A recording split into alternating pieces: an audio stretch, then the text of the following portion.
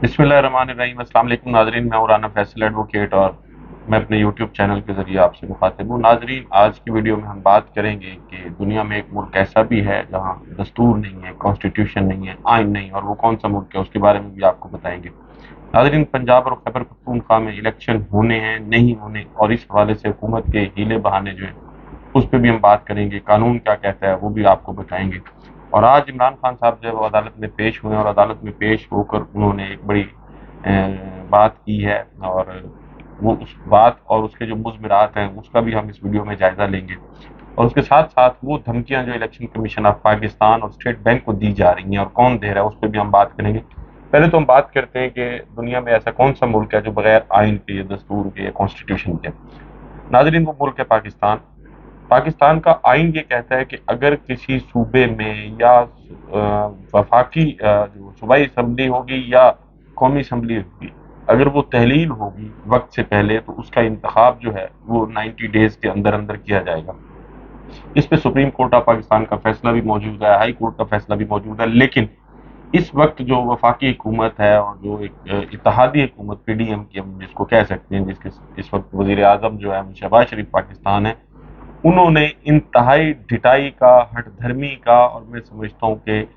हर उस कानूनी और आइनी रिवायत को रौनते हुए और बालाए ताक रखते हुए अपनी जो पॉलिसी है वो बनाई हुई है कि जी इलेक्शन हमने नहीं करानी। और इलेक्शन क्यों नहीं कराने? क्योंकि उनको नज़र आ रहा है कि इलेक्शन जो है अगर वो होता है तो फिर पाकिस्तान मुस्लिम लीग नून और जो दीगर इत्तेहादी जमातें हैं उनको वोट नहीं मिलेंगे। और इसका बारहा जो है वो इजहार भी कर चुकी हैं वफाकी वज़रा भी, सूबाई और बहुत सारे जो इस वक्त पाकिस्तान मुस्लिम लीग नून के लीडर्स हैं। और आज भी कौमी असम्बली की जो कायमा कमेटी बराए खजाना थी उसमें बरजीस ताहिर साहब जो हैं, आज उन्होंने कहा खुल के कि इलेक्शन जो है वो मुल्क के लिए खतरनाक होंगे। अब ये एक ऐसी बात है और जिससे जिसके असरात और मुज़मिरात जो हैं उसका शायद बरजीस ताहिर साहब को अंदाज़ा नहीं है। बरजीस ताहिर साहब, आप जैसे किसी सियासी कारकुन से और किसी लीडर से, किसी एमएनए से इस बात की तवक्को नहीं की जा सकती। इलेक्शन कभी भी खतरनाक नहीं होता है। हाँ, अगर जमहूर की आवाज़ को दबाया जाए, वोट की ताकत को तस्लीम करने से इनकार किया जाए तो फिर यकीनन सूरत हाल खतरनाक होती है। और आज उन्होंने ये भी कहा है कि जो पंजाब का इलेक्शन है वो अगर होता है तो ये बाकी मुल्क के लिए खतरनाक होगा, क्योंकि जो पंजाब जीतेगा वो बाकी सूबे भी जीत जाएगा। तो इसका मतलब ये है कि आपको नजर आ रहा है इमरान खान जो है वो पंजाब जीत जाएंगे, और अगर वो पंजाब जीतते हैं तो बाकी मुल्क जो है वो भी जीत जाएंगे। तो फिर या तो आप कह दें कि जी इलेक्शन का जो ड्रामा है वो नहीं होना चाहिए, आइन में तब्दीली कर दें, हमें कोई एतराज नहीं है। लेकिन अगर आप एक तरफ आइन की बात करेंगे तो फिर वोट की ताकत से और वोट लेके अगर कोई शख्स आता है तो फिर उसको आप कैसे खतरनाक कह सकते हैं? आपने मैं आपकी तो बात नहीं करता, आपका पता नहीं उस वक्त क्या मौकफ था, लेकिन बहरहाल जब बांग्लादेश के लोगों का जो उस वक्त मशरकी पाकिस्तान था, ये वोट की ताकत को तस्लीम करने से इनकार किया गया तो मुल्क दो लख्त हो गया था। और अब ये जो रविश है और ये जो चाल है, ये इस पाकिस्तान मुस्लिम लीग नून की हुकूमत जो है वही चाल चल रही है, वही खेल खेल रही है कि लोगों के वोट को हक, वो लोगों के वोट का जो हक है उसको तस्लीम करने से इनकार किया जाए। अब पंजाब में जो सूरत हाल है वो बड़ी इस वक्त एक ऐसी, मैं ये समझता हूँ कि ला यनहल किस्म का मसला इन्होंने बना दिया है, और वैसे नहीं है लेकिन इन्होंने बना दिया है। और एक ऐसा कॉन्स्टिट्यूशनल डेडलॉक, अब 90 डेज के लिए केयर टेकर सेटअप आता है, वो 90 डेज पूरे हो चुके हैं। मैंने पहले भी अपनी वीडियोस में बात की थी कि जो केयर टेकर सेटअप होता है उसका आर्टिकल 224A में जो है उसका बड़ी वजाहत से जिक्र भी है कि केयर टेकर सेटअप कैसे आएगा, उसका तरीकाकार क्या होगा। अब वो 90 डेज जो हैं वो केयर सेटअप के भी पूरे हो चुके हैं। इस वक्त पंजाब में अमलन जो है वो यानी आइनी और कानूनी तौर पर पंजाब में कोई हुकूमत नहीं है, और ये मुल्क का सबसे बड़ा जो सूबा है आबादी के लिहाज से, ये इस वक्त इस पर ऐसे लोग हुक्मरानी कर रहे हैं जिनके पास कोई कानूनी, जमहूरी या आइनी जवाब हुक्मरानी का नहीं है। ये एक बहुत बड़ा अलमिया है। इसके साथ साथ नाजरीन, इमरान खान साहब जो है वो आज अदालत में पेश हुए। उन्होंने पिटीशन फाइल की थी कि उनके खिलाफ जो है वो 121 से जायद मुकदमात हैं, और उन्हें ये खदशा है कि ईद की छुट्टियों में उनके खिलाफ जो है वो दोबारा से उनको गिरफ्तार करने का मंसूबा है, और उनको मारने की भी मतलब है, जाहिर है वो एप्रीहेंशन है, उनके पहले भी कातलाना हमला हो चुका है। تو اس حوالے سے جو پولیس کو تادیبی کارروائی سے اریسٹ کرنے سے روکا جائے. تو اس کے لیے بہرحال وہ جو ان کی درخواست ہے وہ لارجر بینچ کے لیے بھجوا دی گئی ہے. تو کل جو ہے وہ اور آج انہوں نے عمران خان صاحب نے ایک اور بات بھی کی ہے کہ جو ملک ہے اس وقت، اگر الیکشن کمیشن جو ہے وہ اس کو فنڈ نہیں دیے جاتے تو ملک جو ہے اس میں آئین نہیں ہوگا. تو آج الیکشن کمیشن کو فنڈ جاری کرنے تھے لیکن حکومت نے فنڈ جاری نہیں کیے. اسٹیٹ بینک آف پاکستان کو جو ہے دھمکیاں دی گئی ہیں. رانا ثناء اللہ صاحب نے تو اس حد تک بھی کہہ دیا ہے کہ اگر فنڈ جاری کیے گئے تو پھر ریکوری اور جیل بھی جانا بھجوایا جا سکتا ہے اسٹیٹ بینک کے لوگوں کو. اور پھر توہین پارلیمان میں جیل بھجوانے کی بات بھی کی گئی ہے کہ یہ پارلیمان کے جو قرارداد ہے اگر اس پر کسی نے اس کی خلاف ورزی کی اور فنڈ جاری کیے تو پھر اس کو جیل بھی بھجوایا جا سکتا ہے.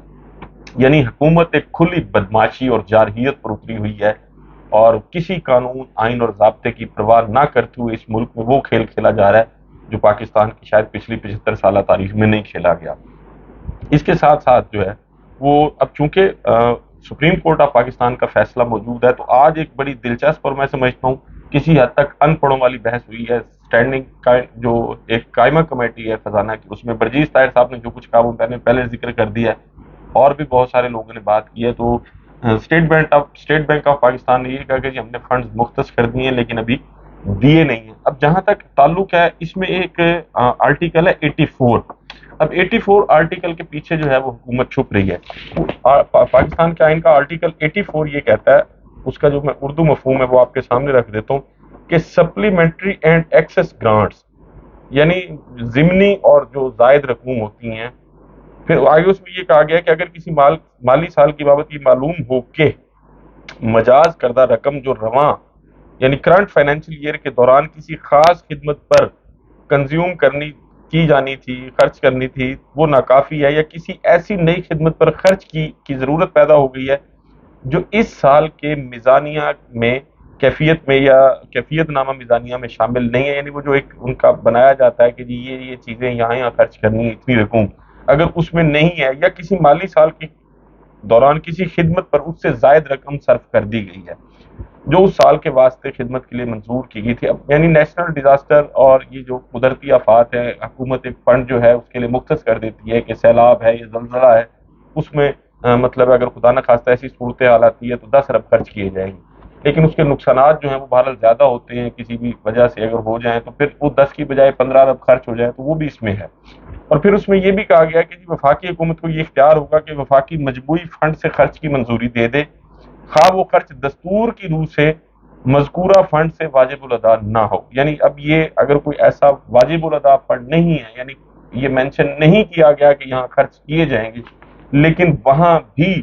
قومی اسمبلی کو یہ اختیار ہے کہ اس کی منظوری دے سکتی ہے. اور قومی اسمبلی کے سامنے ایک ضمنی کیفیت نامہ یا میزانیہ جیسی بھی صورت ہو، زائد کیفیت وہ پیش کیا جائے گا، اس میں مذکورہ رقم کی خرچ کی تفصیل ہوگی اور ان ناموں پر آرٹیکل 80 تا 83 یہ اس سے پہلے جو آرٹیکل 83 ہے، یعنی وہ آرٹیکل 83 یہ ہے کہ جی منظور شدہ جو مصارف ہیں ان کی توسیع. اور پھر اس میں یہ کہا گیا کہ جی اطلاق اسی طرح کیا جائے گا جس طرح اس کا اطلاق سالانہ کیفیت نامہ یعنی بجٹ پہ جیسے کیا جاتا ہے. تو اب یہ ایک بہرحال آئین کی روح سے پارلیمنٹ جو ہے اس کے بہرحال اختیارات جو ہیں وہ اس کو دیے گئے ہیں، اس حوالے سے اس میں کوئی دوسری رائے نہیں ہے. لیکن اب اس کے ساتھ ساتھ ایک اور بات جو ہے اس کا تذکرہ کرنا میں یہ سمجھتا ہوں بہت ضروری ہے. ناظرین، میں چونکہ ایک وکیل ہوں اور پریکٹس کرتا ہوں، اب ہوتا یہ ہے کہ ہمارے ہاں عام طور پر جہاں بیل اپلیکیشن جس کو ہم درخواست ضمانت کہتے ہیں جب وہ جج کے پاس زیر سماعت ہوتی ہیں تو پولیس نے اپنی جو فائنڈنگ ہوتی ہے اور جو اپنی انویسٹیگیشن ہوتی ہے اس میں لکھا ہوا ہوتا ہے کہ یہ ملزم جو ہے اس کو ہم نے گناہ گار پایا اس مقدمہ میں، لیکن اس کے باوجود کورٹس جو ہیں وہ بیل گرانٹ کرتی ہیں ملزمان کو، ضمانتیں منظور ہوتی ہیں ملزموں کی. تو اب جس کی ایک مجسٹریٹ سے لے کر سپریم کورٹ کے کسی جج تک اگر کسی ملزم کی بیل جو ہے وہ منظور کی جائے تو اس کیس کا جو آئی او ہے یا جس تھانے میں مقدمہ درج ہوا اس تھانے کا ایس ایچ او ہے یا اس ڈسٹرکٹ کا ڈسٹرکٹ پولیس آفیسر یا اس رینج کا ریجنل پولیس آفیسر یا ڈی آئی جی یا ایون اس صوبے کا انسپیکٹر جنرل آف پولیس جس کو ہم آئی جی کہتے ہیں، وہ بھی یہ نہیں کہہ سکتے کہ جناب آپ نے بھلے اس کی ضمانت منظور کر لی ہے لیکن چونکہ ہماری انویسٹیگیشن میں یہ گلٹی ہے، یہ گناہ گار ہے، لہٰذا ہم اس کو رہا نہیں کریں گے. تو پاکستان میں آج تک ایسا نہیں ہوا. اس کی وجہ یہی ہے کہ پاکستان کے تمام تر ادارے جو ہیں وہ آئین کی روح سے سپریم کورٹ کے احکامات پر عمل درآمد کرنے کے پابند ہیں، اور جب اس حوالے سے سپریم کورٹ آف پاکستان کا واضح حکم آ گیا کہ آپ نے 90 ڈیز کے اندر الیکشن کرانے ہیں اور اس الیکشن کے لیے درکار رقم جو ہے وہ 21 ارب روپے وہ اسٹیٹ بینک آف پاکستان جو ہے وہ جاری کرے گا، منتقل کرے گا، تو آرٹیکل 84 اس کی تشریح اور جو آرٹیکل دوسرے اس سے متعلقہ وہ سب پیچھے چلے جائیں گے سپریم کورٹ کے اس واضح حکم کے بعد۔ اب جب سپریم کورٹ کا واضح حکم آ گیا کہ آپ فنڈز ٹرانسفر کریں تو آپ کسی آئینی آرٹیکل کے پیچھے جو ہے وہ نہیں چھپ سکتے۔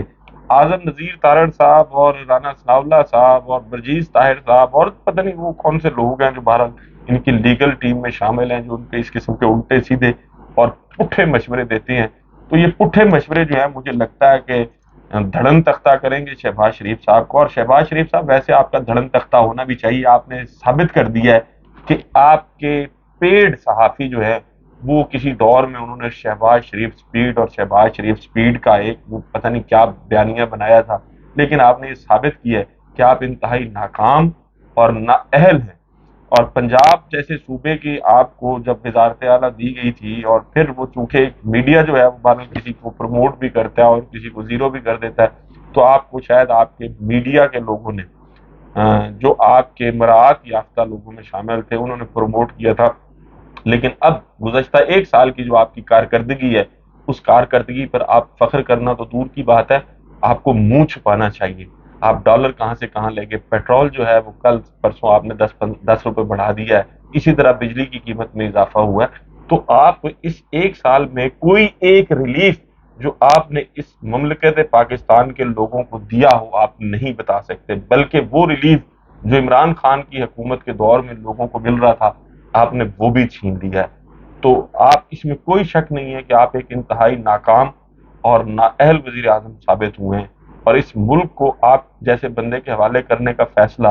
جن کا بھی تھا وہ انتہائی غلط فیصلہ تھا، اور اس فیصلے نے جو ہے وہ ملک کو ہلا کے رکھ دیا ہے۔ تو بہتر ہے آپ جتنی جلدی اس ملک کی جان چھوڑ دیں، ویسے بھی یہ ملک آپ کا نہیں ہے، آپ کا ملک وہی ہے جہاں آپ کے اثاثے ہیں، جہاں آپ کا علاج ہے، جہاں آپ رہتے ہیں، جہاں آپ کے کاروبار ہیں۔ تو یہ ملک جو ہے وہ ہمارے جیسے لوگوں کا ہے جنہوں نے رہنا بھی اسی ملک میں ہے، علاج بھی اسی ملک میں کرانا ہے، مرنا بھی اسی ملک میں ہے، دفن بھی اسی ملک میں ہونا ہے۔ تو جو کھیل آپ کھیل رہے ہیں اور آپ کی پشت پر جو قوتیں ہیں وہ بھی سن لیں کہ آپ کی انہی ناکام اور نکمی پالیسیوں نے اس ملک کو دولخت کیا تھا، اور 75 سال میں پاکستان ڈے بائی ڈے جو ہے وہ ترقی معکوس ہوئی ہے اس ملک میں،